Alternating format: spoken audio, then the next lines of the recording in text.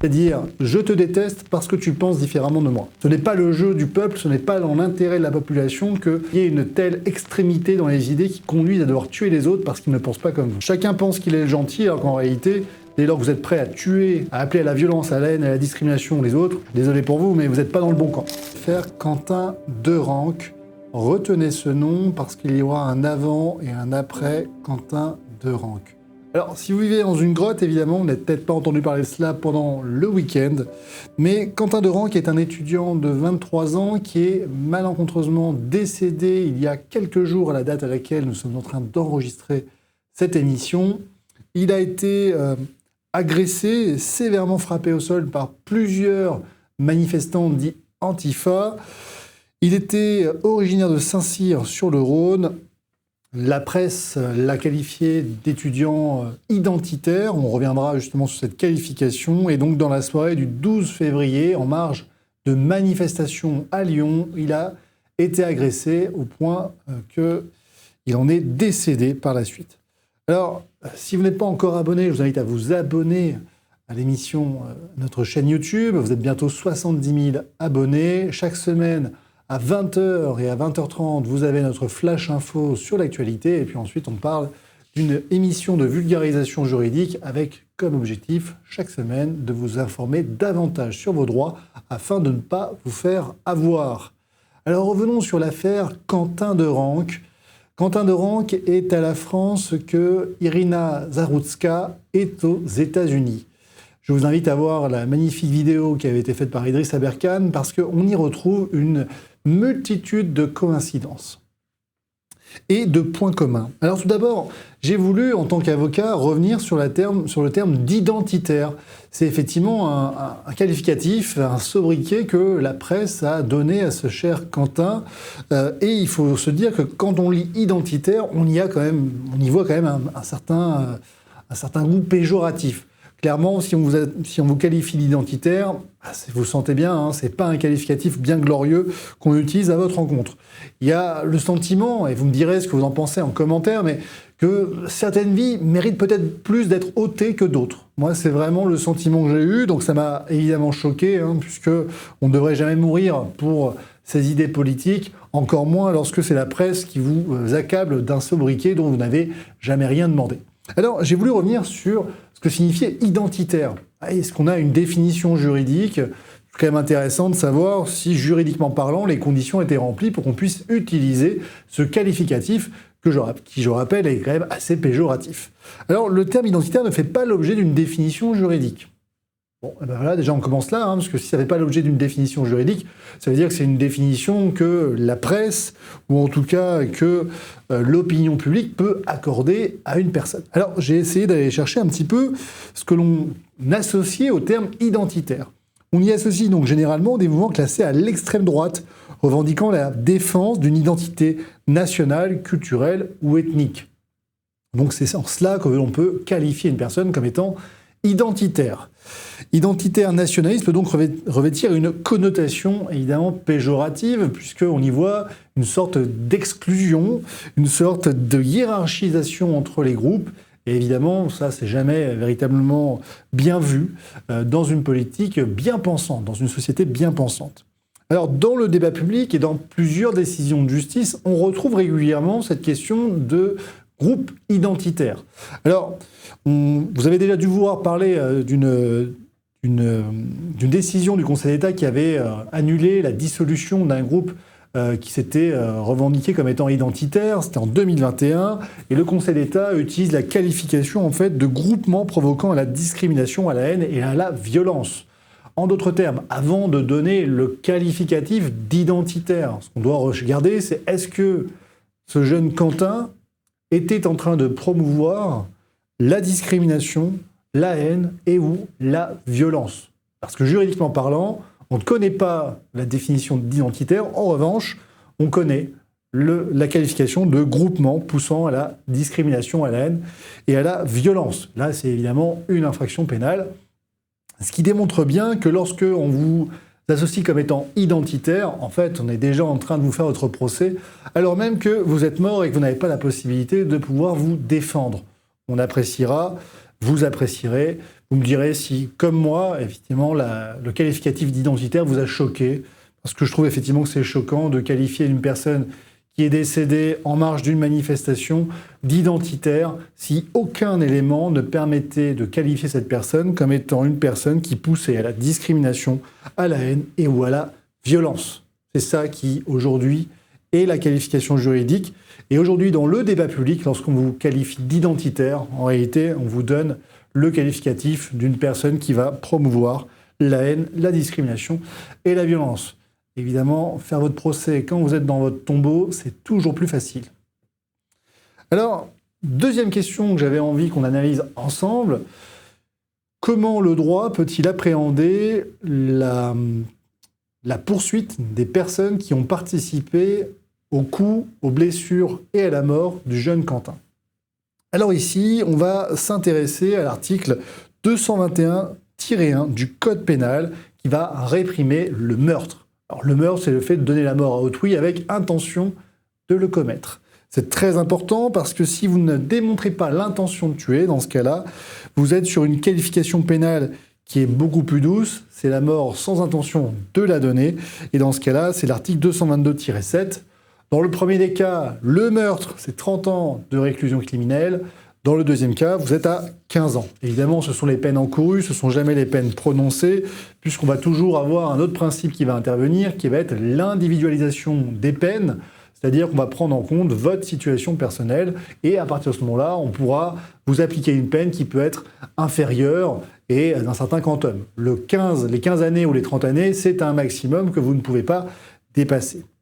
Alors, lorsqu'on a plusieurs participants, va se poser la question de savoir lequel d'entre eux a donné la mort et lequel d'entre eux donc mérite d'être puni au titre d'une infraction, le meurtre, ou d'une autre infraction, le fait de donner la mort sans intention de la donner.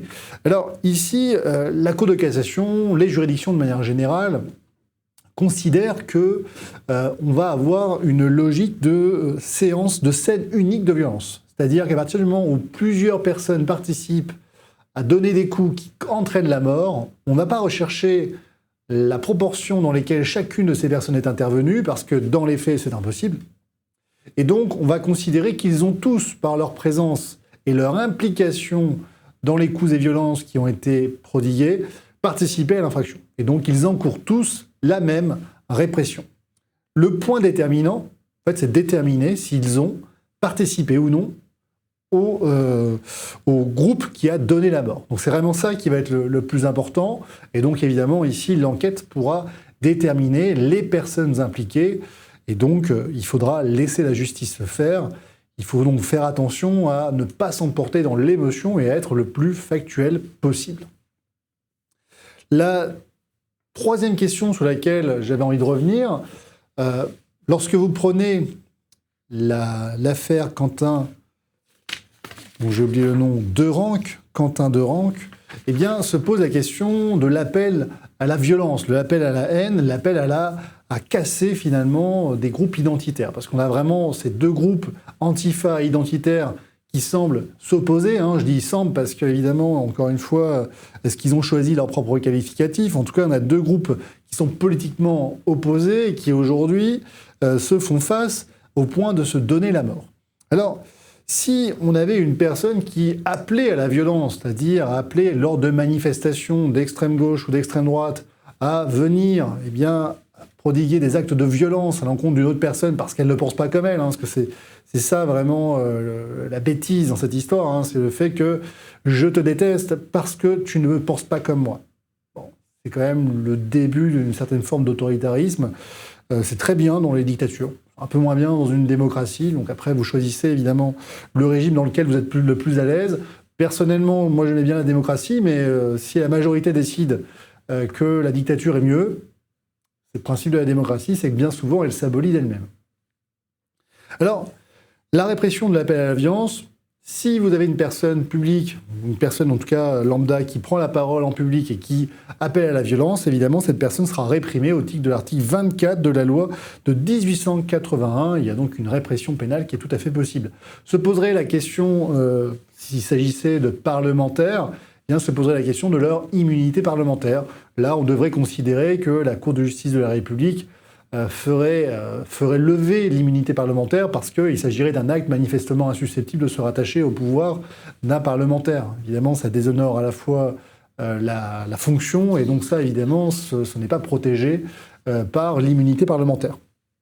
Donc ici, pas de difficulté, c'était vraiment les 3 points sur lesquels j'ai envie de revenir, parce que, encore une fois, chaque fois qu'on vous analyse un fait d'actualité, on ne vous donne jamais le versant juridique. Est-ce que, pénalement parlant, ça tient la route? Comment va se passer la répression? Et qui donne la qualification d'antifa ou d'identitaire? Ce qui est quand même, semble-t-il, un peu déterminant dans cette affaire, puisque j'ai le sentiment, lorsque je lis ces articles, qu'il y a vraiment certaines vies qui méritent plus d'être ôtées que d'autres. Ça, c'est vraiment le grand problème. Alors, que retenir de cette affaire Quentin Derenque?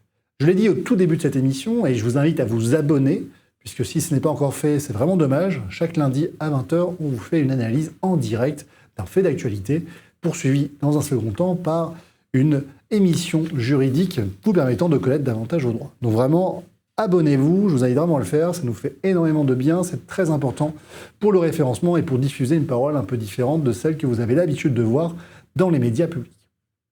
L'affaire Quentin Derenque, pour moi, pose 3 problèmes. La première, c'est clairement, avant qu'on parle de cette affaire, on parlait de l'affaire Epstein. Et oui, rappelez-vous, c'est l'émission de la semaine dernière, si vous ne l'avez pas vue, allez la voir, vous êtes déjà plus de 40 000 à l'avoir vue, donc vraiment, allez la voir. Donc, pour avoir quand même... pour être régulièrement intervenu sur les grands médias, sur BFM, sur Midi Libre, sur France 3, sur France 3, TF1, France 2, bref, je suis intervenu sur quand même pas mal de médias, vous m'avez déjà vu dans pas mal d'émissions à la télé. On commence à connaître un petit peu le monde médiatique. Ce qu'on constate, c'est que ce n'est pas les faits d'actualité qui font les médias, ce sont les médias qui parlent des faits d'actualité. Et c'est très important parce que, d'expérience personnelle, durant la crise sanitaire, lorsque j'ai commencé à vouloir créer cette chaîne YouTube, j'avais justement constaté que les médias ne parlaient que de ce qu'ils avaient envie de parler. Je fais un recours en mai 2020 qui pourrait permettre à tous les restaurateurs de réouvrir avant la levée des mesures de fermeture administrative prévues au 2 juin 2020, et personne n'en parle, pas un mot dans les médias. Pourtant, c'était quand même fondamental parce que si une réouverture anticipée intervenait, ça permettait à des millions de restaurateurs d'être indemnisés. Et ça, pas un mot dans les médias. Par contre, quand on fait la contestation du port du masque en extérieur à Montpellier, alors là, vous avez toute la presse qui intervient, c'est des interviews à longueur de journée, tout le monde parle de vous, vous êtes partout sur tous les plateaux télé, vous avez même droit à un prime de 6 minutes sur BFM, enfin bref, une visibilité que je n'ai jamais retrouvée par la suite, alors que, juridiquement parlant, bon, c'était intéressant, mais ça ne méritait pas une telle couverture médiatique. On n'a pas craché dessus, mais ça ne méritait pas parce que les enjeux juridiques étaient quand même bien moindres. Et on voit bien à ce moment-là que finalement c'est la presse qui décide de quoi elle va parler.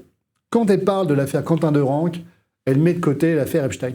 Or, l'affaire Epstein, c'est quand même un scandale médiatico, politico, juridique, pénal et pédophile qui est quand même international. Et qui aura des répercussions en France, qu'on le veuille ou non. Je vous invite encore une fois à aller voir cette émission et à vous abonner si ce n'est pas déjà fait. Donc, cette affaire de Quentin Derenque, elle tombe quand même un peu à pic. Parce que pendant qu'on parle de ça, on ne parle pas d'autre chose. La deuxième chose, et là, je pense que c'est très important, c'est qu'aux États-Unis, on attise régulièrement la haine raciale. Il y a de côté les Noirs, il y a de l'autre côté les Blancs, et ces deux groupes sont amenés à s'affronter.